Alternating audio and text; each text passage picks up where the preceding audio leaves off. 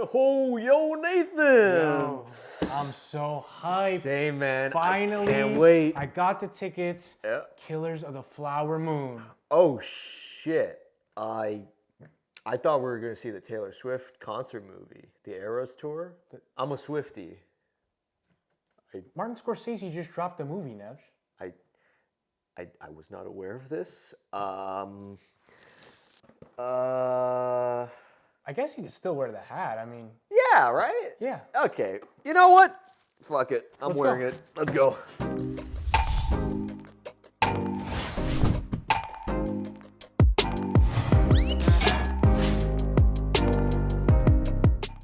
Welcome back to the Real Talk Podcast, episode 107. I'm your host, Nathan, and I'm joined by the man himself, Matthew Neves, to my left. Thank you. And today, the wait is finally over. Yes. I stared at a screenshot of Leonardo DiCaprio sitting at a table for 2 years. That was the frame. 2 years I looked at this frame, and finally I have watched Killers of the Flower Moon. Yes. Wow. What a great experience. We got to see this in theaters. Yeah, we saw it together, which is rare for the Real Talk crew. Yeah. But this one felt warranted that we had to go see this one together. Oh, absolutely. It was a Thursday night showing. This was the big event. A good amount of people were at the theater. Yeah. And we saw a 3.5 hour long Martin Scorsese film. And I haven't been the same since. Oh, man. Like, this movie is amazing. What a fucking wild ride this is. I guess to start off, what is this movie about, Nathan? So, this movie, based on a true story and apparently quite accurate, because Martin Scorsese worked with the Osage all the way through. Yeah. It's about this Osage Nation, First Nation people who, in the early, this was like World War I time, right? Because Yeah. I think Leo just came back from World War I in the film, 1920s. Yeah. I mean, before then, they were their land was stolen, Right. And they were relegated this land. The compromise was, here, take this land in the middle of nowhere that nobody gives a shit about. Right. Yeah, exactly. And it ended up being a big mistake on the government's part, the American government's part, because that they found out later that land had oil, and then these Osage people became essentially the richest people in the United States. Yep. And that's crazy. That sounds like a made-up premise, but it's absolutely real. And what's even crazier and disgusting is Yes. the plot that was formulated to gain back this money and land Yeah. through like murders and marrying into families. Yes. And it's to get like the rights. to just get some of the nastiest people you've ever imagined. Mm-hmm. And when you watch this film, you wonder, how the hell have I not heard this story before? I understand it's based off a very popular book. I didn't know that. Yeah. But this is an unbelievable, like, disgusting part of history Absolutely. that should be talked about more. Yeah, because like I think the topic of post-colonialism in movies and stuff, we've seen so many versions of that, but we've never seen this angle of it before, which is really surprising. It's actually a nice, refreshing take on the subject matter because of how disturbing it is, and it showcases that throughout the entire movie and how, corrupt the system was and how it just kind of happened for this long until something actually happened. I like what you said about, like, we've never seen this type of before, because Yeah. Immediately when this film starts, it's kind of Goodfellas-esque in the beginning, because Right. it introduces you to this world. Yes. And, typically films are, in the past, the classic trope is cowboys and natives. Cowboys Yes. versus natives, right? Yep. And here, it's like they're living together. And those initial scenes when Leo is introduced to the city, Yeah. and Leo is the catalyst for like us learning about this world, because he's kind of a fish out of water in the Right. beginning here. Yeah. I love that. I love the way they set it up. It's such a unique, it's such a unique world, and Martin Scorsese does an amazing job of immersing us in it. I feel like these sets look really lived in. Yeah. Had a ton of extras. I mean, the town looked so. This looked like a place. This looked like almost a documentary at times. Yes. It was. I was really immersed from the beginning, off rip. I was the same way too. I knew like we were gonna.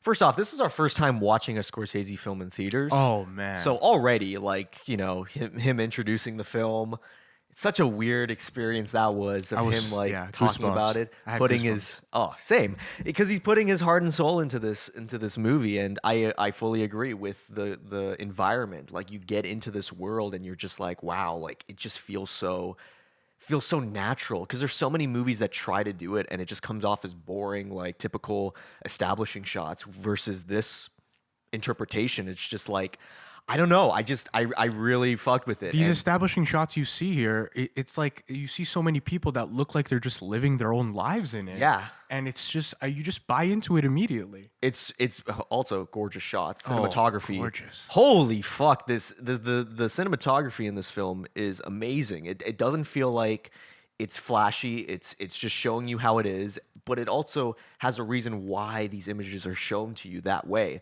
Like I'll always remember the fire shot with De Niro in the as a blurred image. Oh man, that's a beautiful shot. Oh my That's- god. that blurred fire shot. Yeah. Kind of reminds me of that shot in Raiders. Do you Yeah, remember that kind fire of. shot in Raiders? Yeah. I thought about that. But that shot was so beautiful Because that and- shot also illustrated his character and how manipulative and how corrupt he is. It's Yeah. like you don't even know, even if you watch this movie on mute, like every single shot in it tells you the story very straightforward and you still understand it. You're 100% right.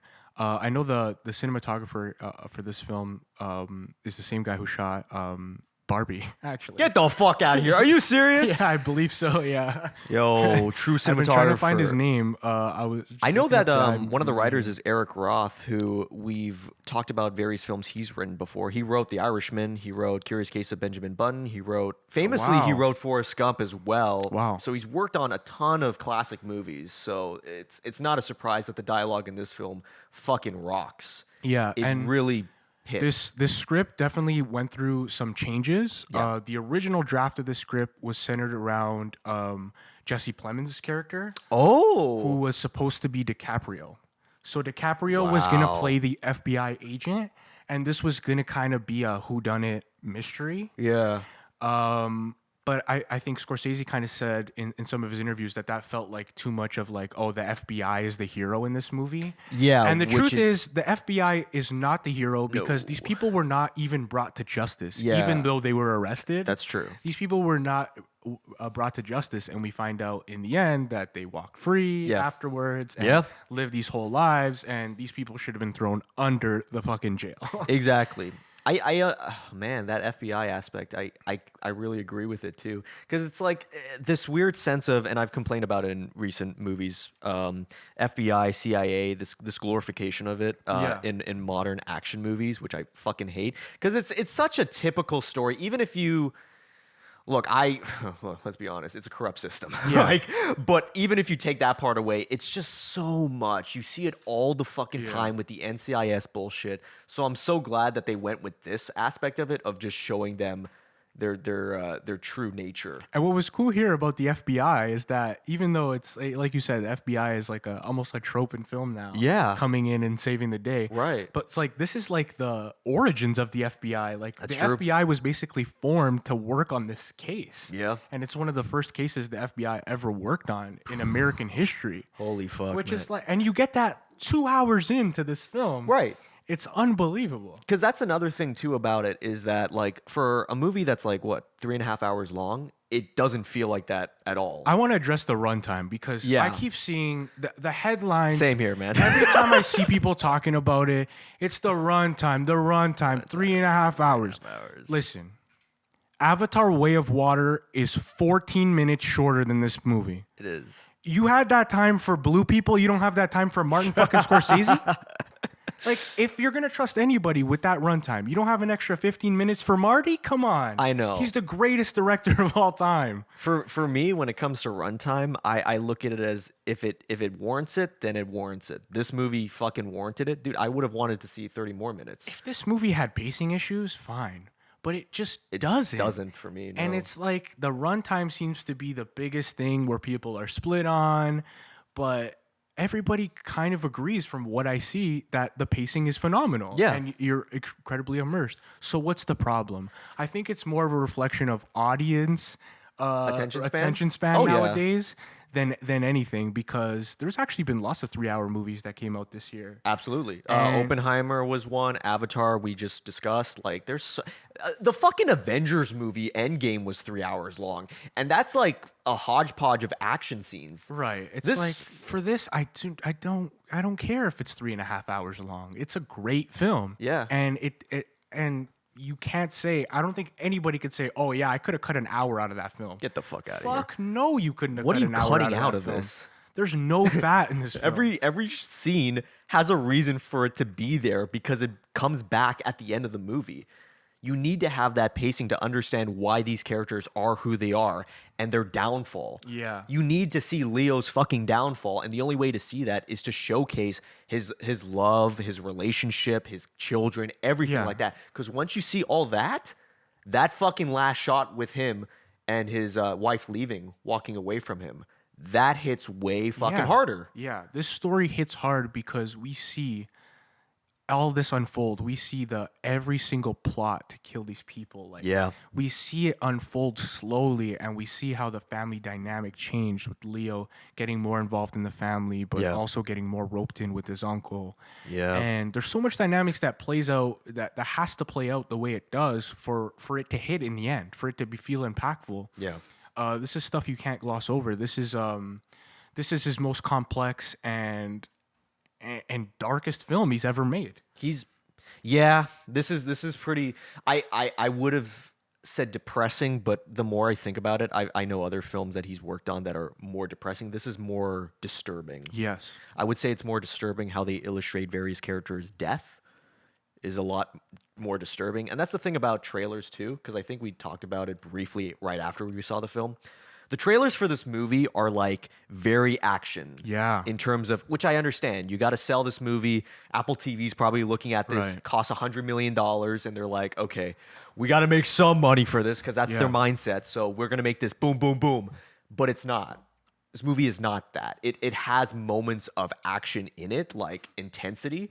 But for the most part, it's showcasing these characters. Yeah, like- it's a character study, and Yes. it's a slow burn. Yeah. And yeah, it's long. And I hate that the runtime will be the reason a lot of people don't go see this movie. yeah. And it's like, if you're willing to give an extra half hour than a regular movie, Right. like, you could have got an incredible experience. Like, I hate that there's people out there that the runtime is like the no, I won't see it. If you can watch a whole fucking series binge watching on Netflix and Amazon, you can sit through a 3.5 Right, hour for long sure. film. We've talked about this Yeah. before. We've talked about it so many times. It's like back in the day, like 50 years ago, you could get away with a 3.5 hour long film, get it funded by a major studio, and it wouldn't be an issue. If anything, I want more films like this to come out because it shows your patience for it. It shows your dedication. You're subscribed to this, and you're like, you know what? I'm going to trust this filmmaker in giving me 4 hours of a movie. Let's Yeah. see what they have to show me. Yeah. You know, it's that trust that you got to give. But a lot of people, they'd rather go on TikTok and watch this part in these parts. Yeah. Let's dive into the performances here. Absolutely. Because, man, there's a lot of performances I really like here. Personally, I think this is one of DiCaprio's best performances. Oh, absolutely. I'm leaning towards like a top 3, top 5 DiCaprio performance. I would say top three, yeah. It's a really nuanced performance. It's nothing too different from, like, I feel like we've gotten similar role from DiCaprio before, Yes. with like the accent and the, you know. Oh, yeah, that whole Southern accent. Yeah, we've gotten Southern Yeah. DiCaprio before. Yeah. But it's the nuance of like him loving his wife, kind of. Like, you kind of believe that Yes. he does love his wife. Yeah. But also, he's like such an idiot, and he's Oh, getting yeah. like roped. His uncle has this like stronghold on him. Yep. And really, all like the root of it all is like he just wants to impress his like uncle. Yeah. And gets roped into these things because of it. So obviously, his character Ernest is an absolute piece of shit. Yes. But there's moments where you feel for him, Mm-hmm. and he's like, we talked about this, I think, after we watched it. It's like Scorsese just knows how to make interesting pieces of shit.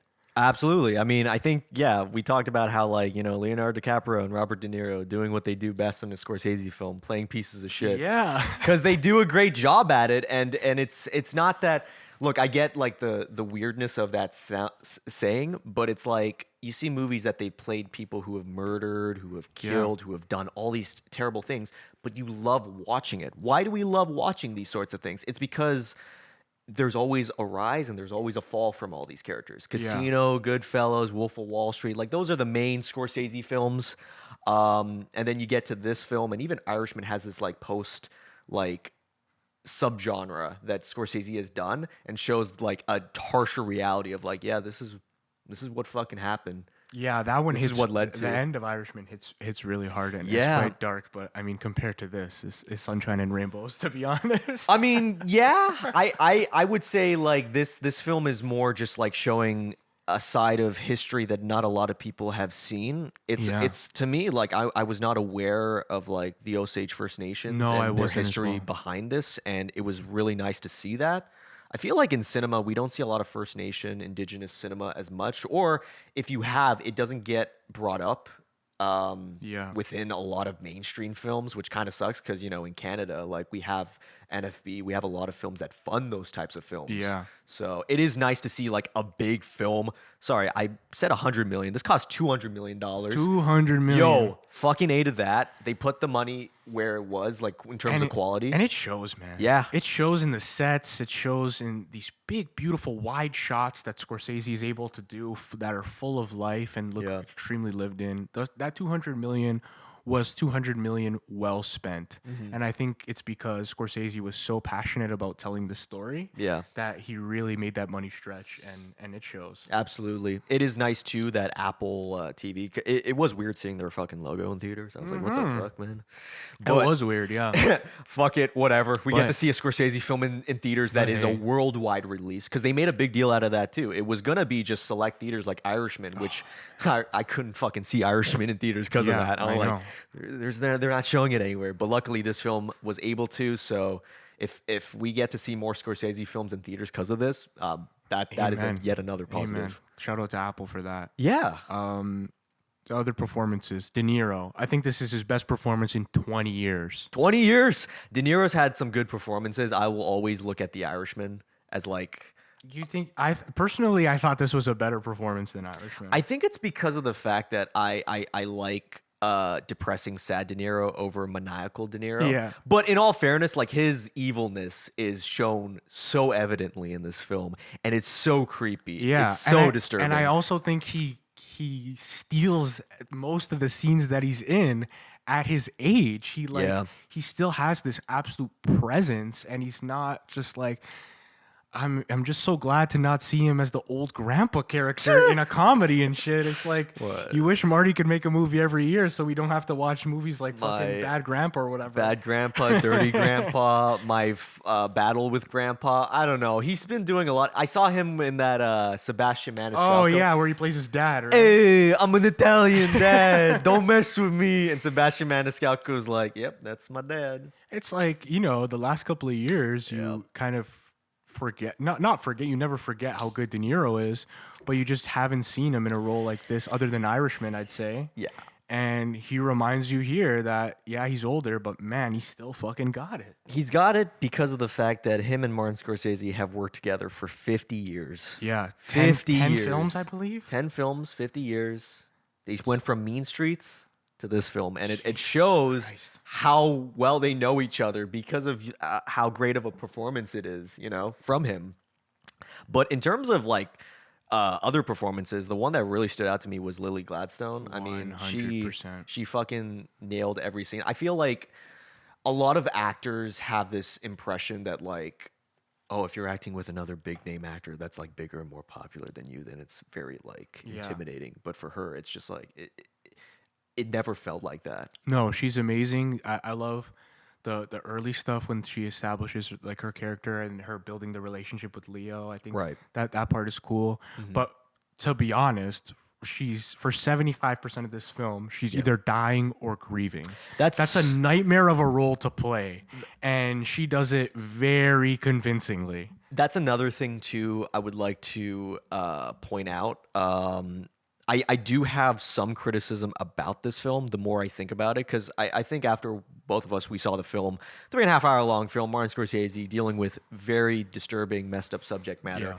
We're gonna be thinking about this. Oh, man, we're gonna be thinking about this for a while. I can't stop. I can't stop. I'm gonna see it again Wednesday. I can't stop thinking about it. Fucking A, man. But the one thing I would have wanted to see more of was the Osage community and Lily Gladstone's perspective, in my Yeah. opinion. And I remember watching an interview.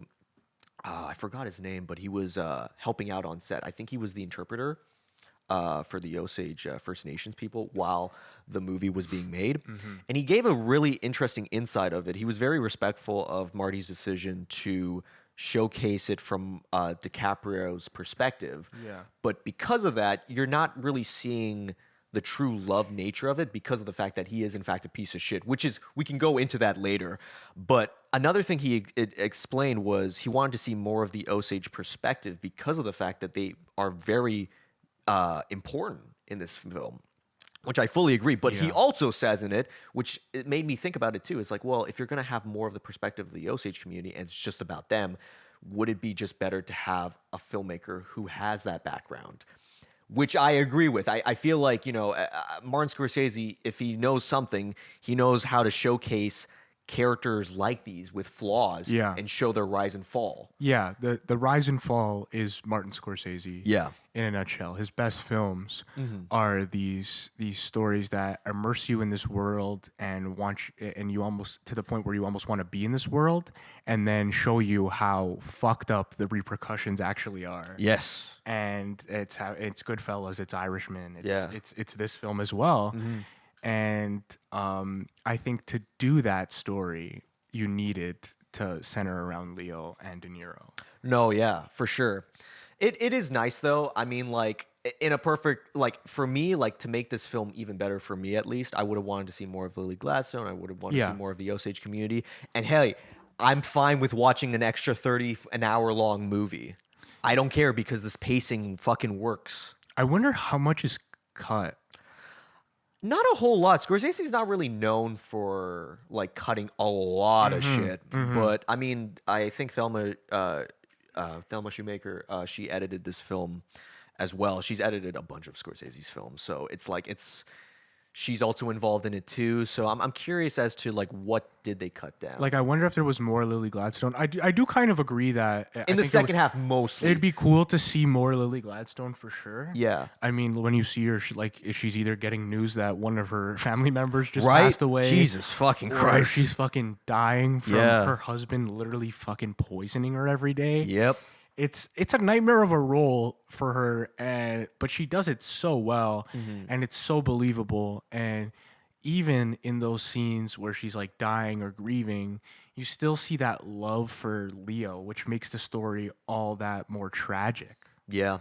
Well, that's another interesting thing too, like going back to their relationship in this movie. A lot of people looking at it as like, yeah, this is true love, even with the intensity, the disturbing, like the fucked up moments around them, surrounding them.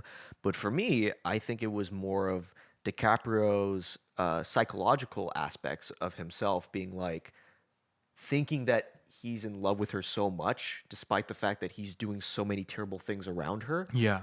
That he's not only corrupting himself, but he's corrupting the relationship so much that it's like, is this even a Romeo and Juliet? I don't think so. I think No. it shows a person abusing his wife for so many years, and then like the last moment when she's like, "Oh, you told everything? You told the truth about everything? Yeah, what about the insulin?" And then you cut to DiCaprio, and he's just like, he's broken. Yeah. You broke him. He's a broken man, and he will be a broken man for the rest of his life until he dies. Doesn't he die in prison?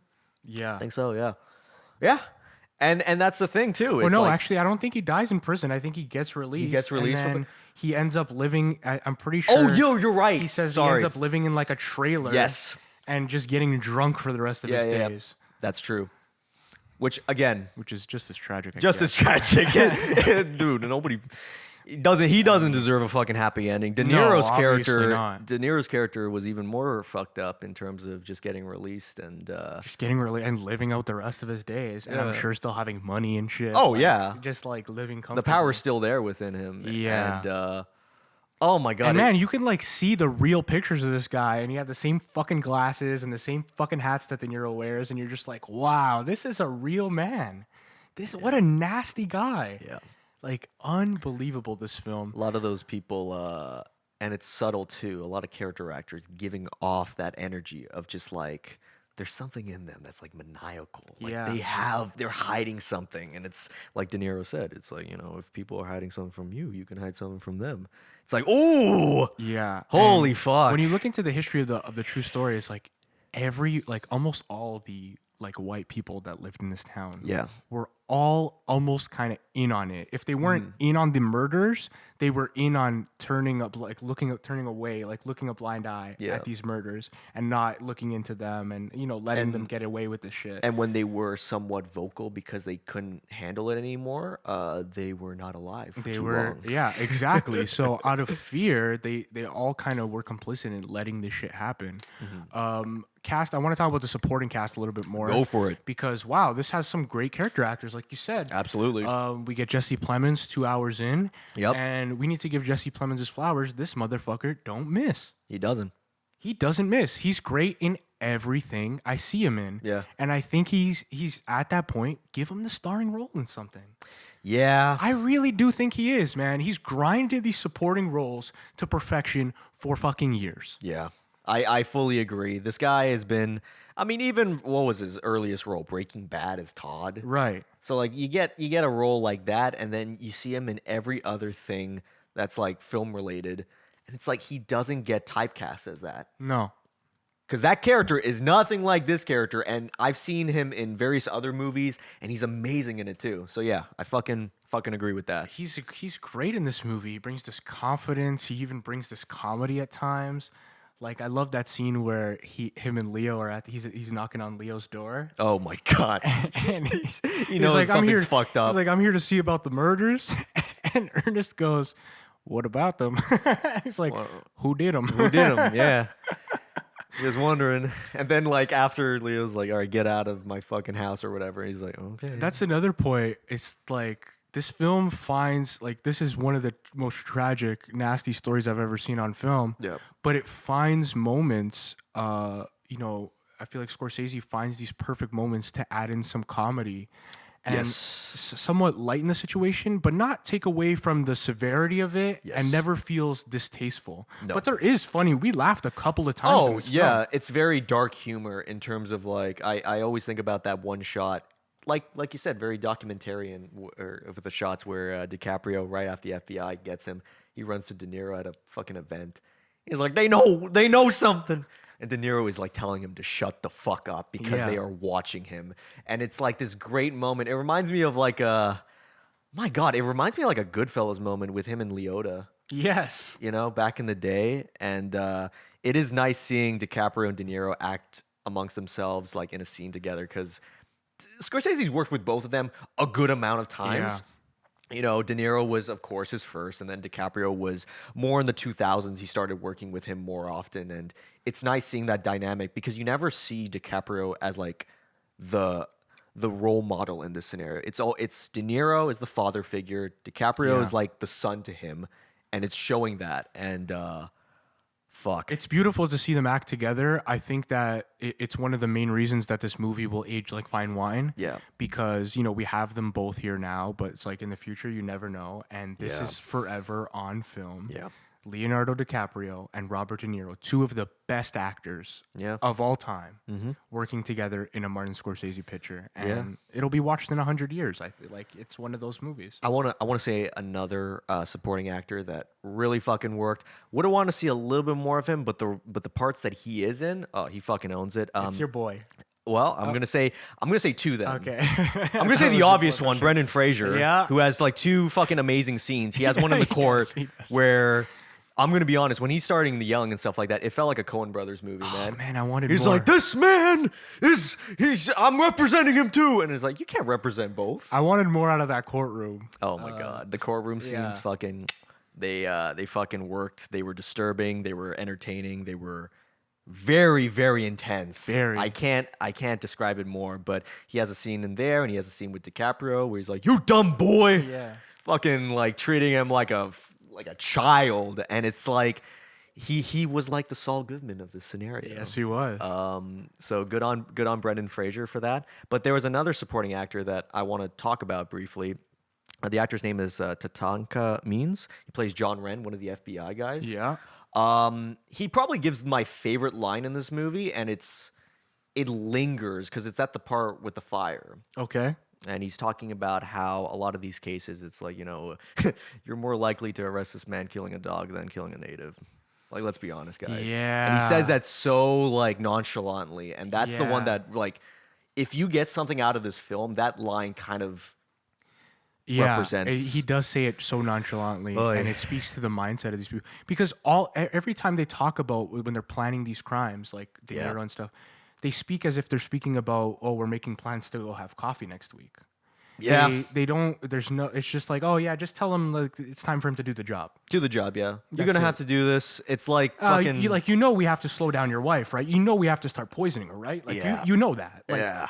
This is how the lines are delivered, and you're like, wow, these sick sons of bitches. Yeah, because they describe it's literally just like insurance. It's like, okay, well, I get the insurance and I got to do this. It's like fucking doing errands, Yeah. and people are dying, and they're just like, yeah, because that's another thing to look at from De Niro's character is how long has he been doing this for? I don't know. Yeah. I don't know historically, but the way he says it so nonchalantly, you have this assumption that it's just like, oh, he's been doing this for like decades. Yes. Like there's got to be like you can't be this fucking relaxed about it and. And he knows their history so well. In the beginning, when Yes. he's giving the history lesson to Leo and gives him Yep. that book. Yep. And I love that sequence because that's the best way to do exposition. Leo is like reading this book, Yeah. and then you're cutting to like some of the history, and he's reading it out to us in a way that doesn't feel like exposition. It's fantastic. Another thing about Leo's performance, which I agree with, I think he works better in this role than he would if he was Jesse Plemons' role. Well, yeah, I think it's because of the fact that DiCaprio has this weird like performance of he can play like a Rick Dalton, yeah, but he can also play like an everyday like worker, which he looks like at the beginning of the movie. He's got the Yes. fucked up teeth, he's got the hair and 100%. stuff like that. I'm Yeah. like, yeah, I can't see Brad Pitt doing that. no, I can't see Gosling doing that. It feels like DiCaprio has that like impression of like true. I can play like that dumb like he could play the star, but he could also play the everyday man, and it's Yeah. really rare.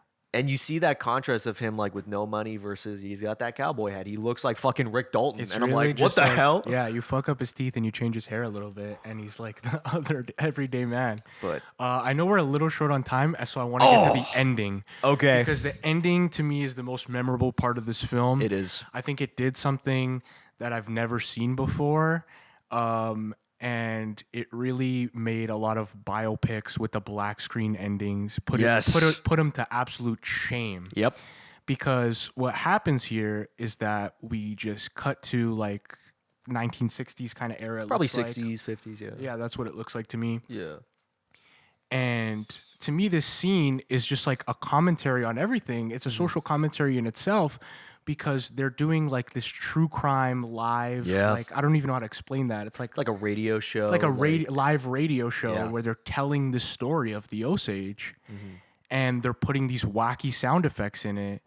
And to me, that's the commentary because it reflects what De Niro says when he's going to prison, what he says to Leo. Yeah. He says in a couple of years, it looks like a big deal now. Yeah. But in a couple of years, they won't care. Yeah. And ultimately, that is what happens for his character. He ends up being free. Yeah. And ultimately, they don't care because that's the way this story is told. This story ends up being told for entertainment on a true crime like radio show. Yeah. And is not told with the severity that it should be told. And that's why it gets lost in history, I think. Yeah.